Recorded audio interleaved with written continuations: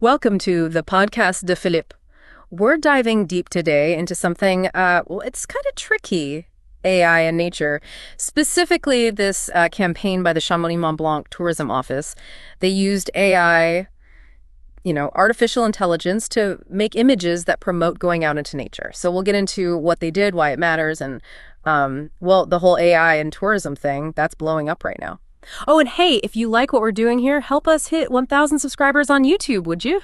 It's funny, right? Using AI to get people to go outside, it's like almost the opposite of what you think of with tech. Yeah, totally. It's like, hey, escape your screens by looking at the screen we made with AI kind of thing. Exactly, and that's why everyone's talking about it. Yeah. But it also makes you think, Yeah. is this authentic? I mean, promoting nature with something that isn't natural to begin with. So what they actually do, these images show skiers like out in the Alps, and there's wildlife, foxes, ibex, those mountain goats, chamois, deer, very idyllic scene. But not all of it was real. Yeah, some of those skiers, even the animals, they were made by AI. Smart way to do it, actually. Photographer took real photos of the Chamonix landscape, then a designer used Midjourney, that AI art program, and blended everything in. So it looks seamless, like a super high-tech photo edit. And they admitted it right on the posters. Yeah. Image generated by AI, enhanced by man. So at least they were honest. Transparency is key, yeah, especially with something like this.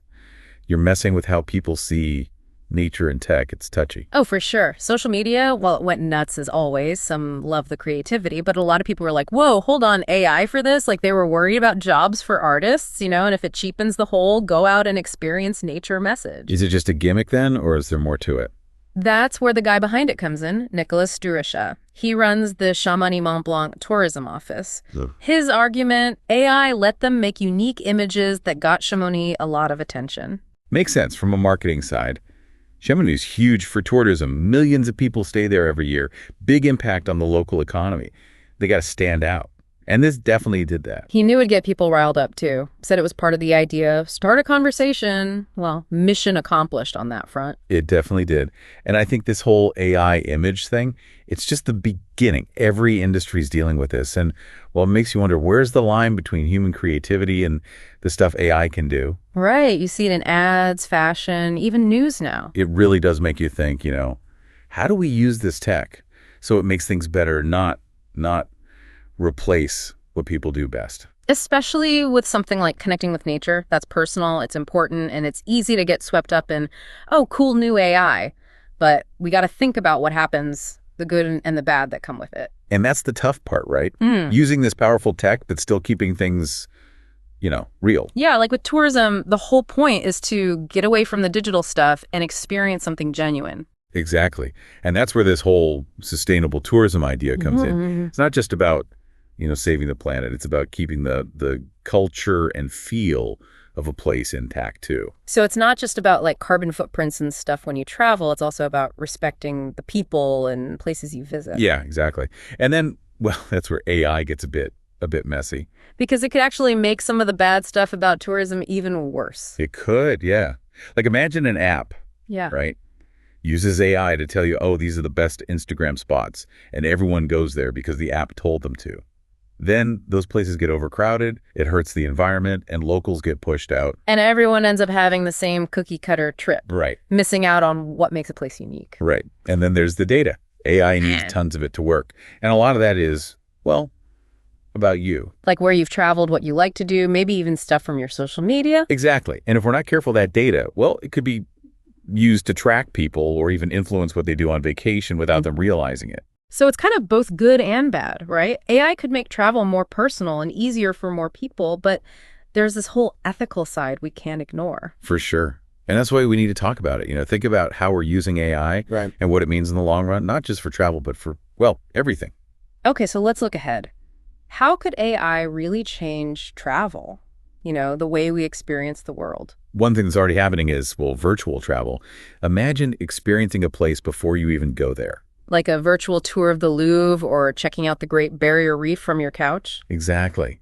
AI can make these super realistic simulations so you can explore different places and cultures without leaving home.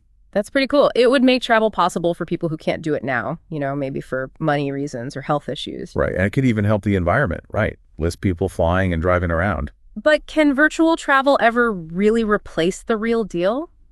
There's something about actually being in a place, smelling the air, feeling the sun, talking to people. You can't get that from a screen. That's the big question, isn't it? And honestly, we don't know the answer yet. AI is changing so fast, it's hard to say what's next. But we got to remember, AI is a tool. It's not supposed to replace actually living life.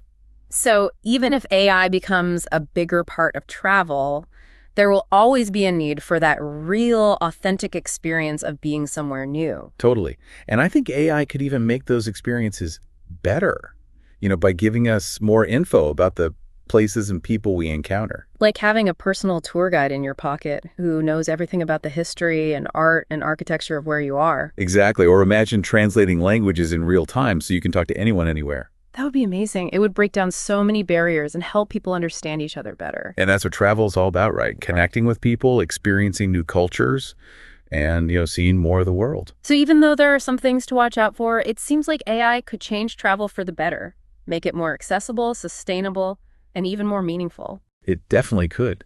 And it's going to force us to change how we think about traveling, how we experience the world, and how we connect with each other and with nature. We've talked a lot about how AI could help us connect with nature, but what about the opposite? You mean how AI could actually distract us from nature and make it harder to really be present? Exactly.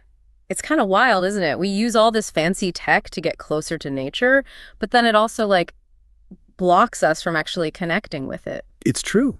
I mean, think about it. You're in this beautiful place, but instead of really taking it in, you're busy taking pictures, checking your phone, or scrolling through, whatever's on social media. You're so focused on showing everyone you were there that you forget to actually be there. Yeah, and that's the thing with AI. If we rely on it too much to experience things for us, we might miss that, the feeling, the emotions, the stuff that really makes an experience matter. So how do we not let that happen? How do we use AI to help us connect with nature without it becoming a distraction itself? I think it starts with just noticing what we're doing. Recognizing when tech is pulling us away and making the choice to just put it down and be present. Like a digital detox or something. Right, exactly. Choosing to be in the moment and taking in the sights and sounds and just letting yourself experience it all. But could AI help with that? What if instead of being a distraction, it could remind us to connect? That's interesting. Imagine AI being like a guide almost, reminding you to pause, look around, listen to the birds, even just breathe deeply. Like a mindfulness coach, but digital. Maybe, yeah. Something to think about. It shows, how powerful AI is. Can change not just how we travel, but how we experience everything. Well, we've covered a lot today, from that Chamonix campaign to the bigger picture of AI, travel, and our relationship with nature. And honestly, we've just scratched the surface. There's so much more to explore. Definitely. And we want to hear your thoughts. What do you think about AI in tourism? How will it change how we connect with nature? Tell us what you think on social media. And don't forget, help us get to 1,000 YouTube subscribers. Until next time, keep exploring, keep asking questions, and keep connecting.